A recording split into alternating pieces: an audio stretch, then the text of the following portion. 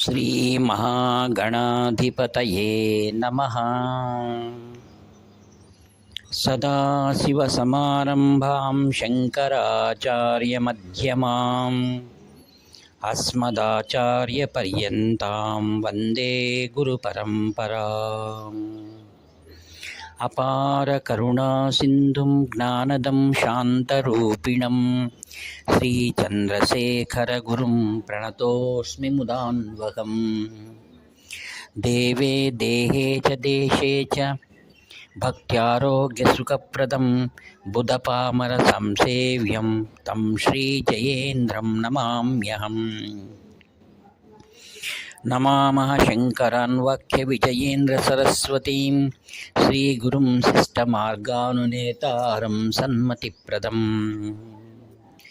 మంగళచరణే మంగళవదనే మంగళదాయిని కామాక్షి గురుగుహజనని గురుకురు కళ్యాణం కుంజరి జననీ కామాక్షి.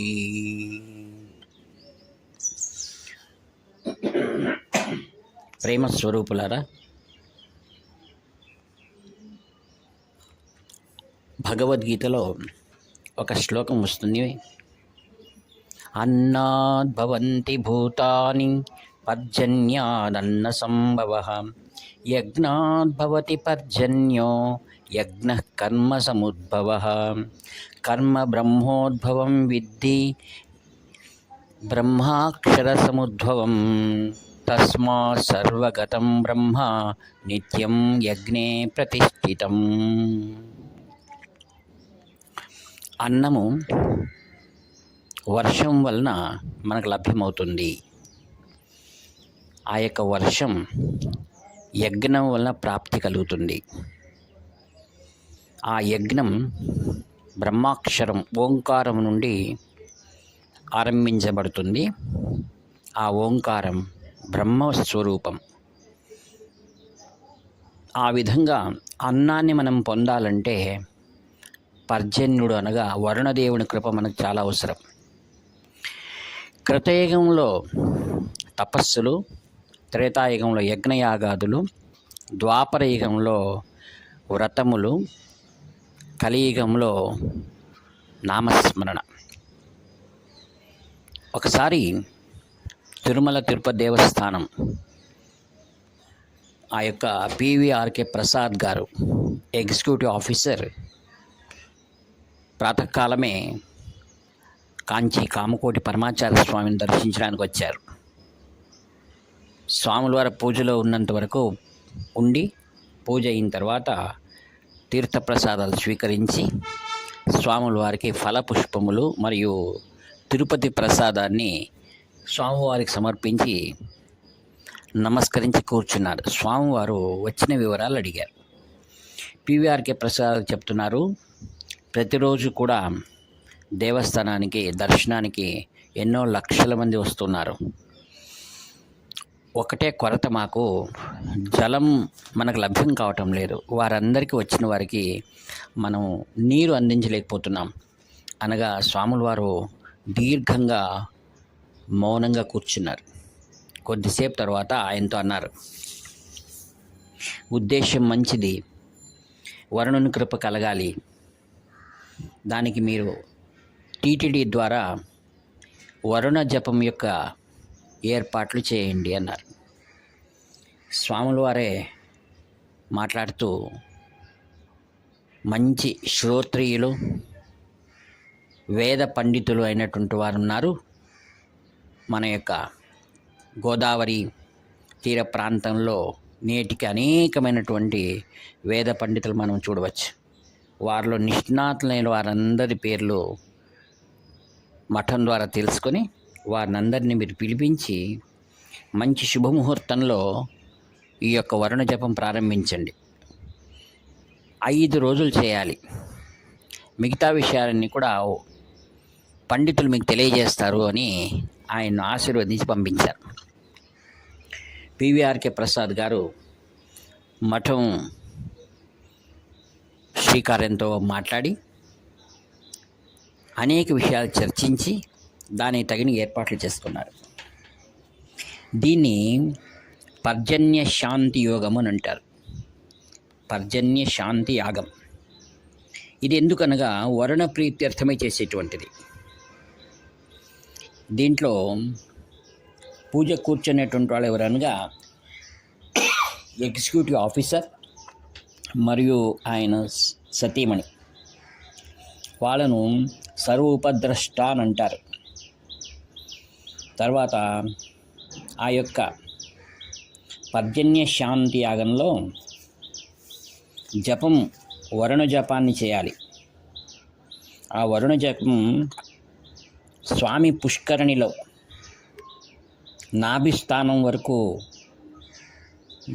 నిల్చొని ఆ ఋత్వికులు వరుణ జపం చేస్తారు. అది ఎక్కడుందంటే భూవరాహస్వామి ఉన్న పుష్కరిణి. అక్కడ ఏ జపం చేస్తారు? ఋష్యశృంగ మంత్రాన్ని జపిస్తారు. తర్వాత 5 రోజులు సాయంకాలం నాద నీరాజనం ఆస్థాన సంగీత విద్వాంసులు అమృతవర్షిణి రాగాన్ని ఆలాపిస్తారు. ఇది వరుణునికి చాలా ప్రియమైనటువంటి రాగం. తర్వాత ఆస్థాన మంటపములో విరాట పర్వం దాన్ని పారాయణ చేస్తారనమాట. స్వాముల వారు ఆశీర్వాద ప్రకారం ఏర్పాట్లు జరుగుతున్నాయి. ఈ యాగంలో ప్రతి వస్తువు కూడా కృష్ణవర్ణంలో ఉంటాయి. అనగా ఋత్వికులు ధరించేటువంటి దీక్షా వస్త్రాలు మొదలుకొని ప్రతి ఒక్కటి కూడా నలుపు రంగులో ఉండాలి. మరియు భగవంతుడు నివేదించేటువంటి, వరుణుని నివేదన చేసేటువంటి దాని చెరువు అనగా అన్నం, దాన్ని ఒక వెదురు దాంట్లో ఈ యొక్క అన్నాన్ని తయారు చేయాలి. ఈ విధంగా అన్ని ఏర్పాట్లు చేసుకొని ఆ యొక్క యాగం మంచి శుభముహూర్తంలో ప్రారంభించారు. తర్వాత అన్నీ అయిన తర్వాత ఆశ్చర్యం, వర్షం రాలేదు. అక్కడ ఉన్న వారందరూ కూడా చాలామంది సోషల్ మీడియాలను మాట్లాడతారు కదా, ఇంత వ్యర్థం, ఇది ఏదో పూర్వాచారాలు పాటిస్తున్నారు, ఏంటి వరుణుడు ఎక్కడ, ఎలా వర్షాలు వస్తాయి అనేటువంటిది అన్ని చోట్ల మాట్లాడుతున్నారు అన్నమాట. పాపం విచారగ్రస్తుడై మహాస్వాముల వారి దర్శనానికి వచ్చారు పివిఆర్కే ప్రసాద్. అప్పుడు స్వాముల వారు ఒక క్షణం మౌనంగా ఉండి వారితో అన్నారు, ఏ ఋత్విజులైతే వరుణ జపం చేస్తారో వాళ్ళు ఉప్పు లేని ఆహారం తీసుకోవాలి. అయితే వారు దాన్ని మరచినందువలన అలా జరిగింది. ఇప్పుడు ప్రాయశ్చిత్తం చేసుకుని మరి 5 రోజులు వరుణ జపం చేయండి, తప్పక వస్తుంది అన్నారు. స్వామివారి ఆజ్ఞ ప్రకారం వాళ్ళు ప్రాయశ్చిత్తం చేసుకొని మరలా స్వామి పుష్కరిణిలో నిల్చుని నడుము వరకు నిల్చుకొని వాళ్ళు వరుణ జపం చేశారు. అందరికీ ఆశ్చర్యం, అంటే కుంభవృష్టి కురిసిందనమాట. అందుకే మనం చేసేటువంటి ఆచారాలు, పద్ధతులన్నీ కూడా శాస్త్రరీతిగా మనం మహాత్ముల యొక్క పర్యవేక్షణలో మనం చేసినట్లయినా భగవంతుడు తప్పక మనం అనుగ్రహిస్తాడని మనకి ఈ నిదర్శనం ద్వారా మనకు తెలుస్తుందన్నమాట.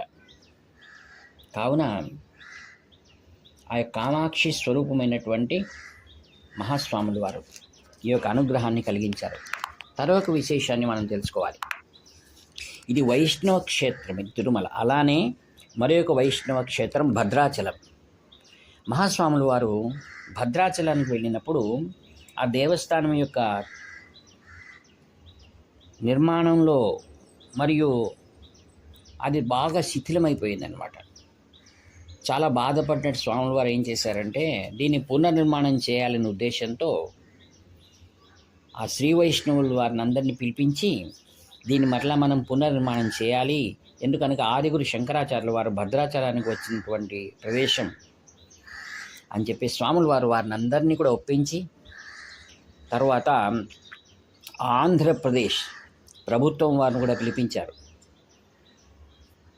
దానికి తగినటువంటి మంచి శిల్పి ఎవరు అనగా శ్రీయుత గణపతి స్థపతి. ఆయన్ని పిలిపించారు. ఆయన స్వామివారి మహాభక్తుడు మరియు శిల్పకళా చాతుర్యంలో గొప్ప నిష్ణాతుడు. ఆయన్ని పిలిపించి స్వాముల వారు ఈ యొక్క బాధ్యతను ఆయనకు అప్పగించారు. గణపతి స్థపతి మహాస్వాముల వారి నిర్దేశంతో ఆగమ శాస్త్ర ప్రకారం, శిల్పశాస్త్ర ప్రకారం నూతనమైన భవ్యమైన దేవాలయాన్ని అక్కడ పునర్నిర్మాణం చేశారు. ఈరోజు మనం ఆశ్చర్యపరిచేది ఏంటంటే, ముఖ్యంగా శ్రీరామ కళ్యాణం జరిగేటువంటి ఏదైతే ఉత్సవ వేదిక ఉందో ఆ కళ్యాణోత్సవ వేదిక చాలా శాస్త్ర ప్రకారం మహాస్వాముల వారి నిర్ణయ ప్రకారం దాన్ని నిర్మాణం చేశారు. మనం వెళితే చాలా చక్కగా చూడవచ్చు అన్నమాట. ఈ విధంగా భద్రాచలంలో మహాస్వాముల వారి నిర్దేశనంలో ఆ యొక్క దేవాలయం నిర్మించబడింది. మనమందరూ వెళ్ళి భద్రాద్రి రాముని యొక్క సంపూర్ణ ఆశీర్వాదాలు మనం పొందాలి అని ప్రార్థిస్తూ శ్రీరామ జయం, శ్రీరామ జయం, శ్రీరామ జయం. ఈ వాక్పుష్పములన్నీ కూడా నిరహంకార భావంతో కాంచి పరమాచార్య స్వాముల దివ్య చరణారవిందం నిరహంకారపూర్వకంగా సమర్పిస్తూ సెలవు తీసుకుంటాను. ఇట్లు మీ ప్రియతముడు నివర్తి నాగభూషణ్ శర్మ. హర హర శంకర, జయ జయ శంకర.